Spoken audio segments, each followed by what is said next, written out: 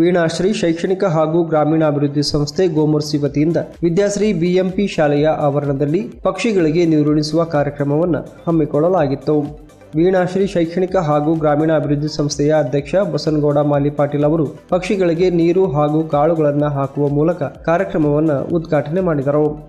ಸಂಸ್ಥೆಯ ಸಂಸ್ಥಾಪಕರಾದ ಶ್ರೀಮತಿ ದ್ರಾಕ್ಷಾಯಣಿ ಬಿ ಮಾಲಿಪಾಟೀಲ್ ಅವರು ಮಾತನಾಡಿ, ಬಿಸಿಲಿನ ದಾಹಕ್ಕೆ ಪಕ್ಷಿಗಳ ಸಂಕುಲ ವಿನಾಶವಾಗಬಾರದೆಂಬ ಅರಿವು ಮೂಡಿಸುವ ಹಿನ್ನೆಲೆಯಲ್ಲಿ ಹಲವು ವರ್ಷದಿಂದ ನಮ್ಮ ಸಂಸ್ಥೆ ನಮ್ಮ ಶಾಲೆಯ ಆವರಣದಲ್ಲಿರುವ ಪಕ್ಷಿಗಳಿಗೆ ಕುಡಿಯುವ ನೀರಿನ ವ್ಯವಸ್ಥೆ ಮಾಡುತ್ತಾ ಬಂದಿದೆ.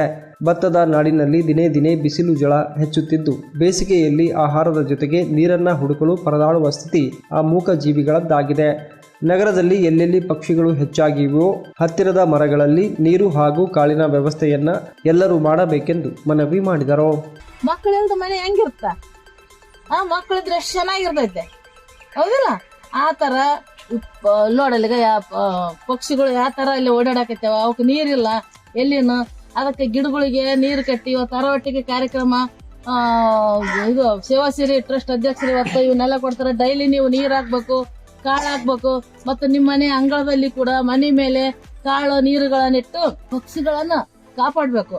ಈ ಸಂದರ್ಭದಲ್ಲಿ ಶಾಲೆಯ ಮುಖ್ಯ ಗುರುಗಳಾದ ಪರ್ವತಯ್ಯ ಸ್ವಾಮಿ ಹಿರೇಮಠ, ಸರ್ಕಾರಿ ಗೋಮರ್ಶಿ ಶಾಲೆಯ ಮುಖ್ಯ ಗುರುಗಳಾದ ಜ್ಯೋತಿ, ಸೇವಾಸಿರಿ ಚಾರಿಟೇಬಲ್ ಟ್ರಸ್ಟ್ನ ಪ್ರದೀಪ್ ಪೂಜಾರಿ, ಪದಾಧಿಕಾರಿಗಳು, ಬಸವರಾಜ್ ಗೌಡ್ರು, ಬಸವರಾಜ ಸ್ವಾಮಿ, ಪ್ರದೀಪ್ ಸೇರಿದಂತೆ ಶಿಕ್ಷಕರಿಂದ ಸಿಬ್ಬಂದಿಗಳು ಹಾಗೂ ವಿದ್ಯಾರ್ಥಿಗಳು ಭಾಗವಹಿಸಿದ್ದರು.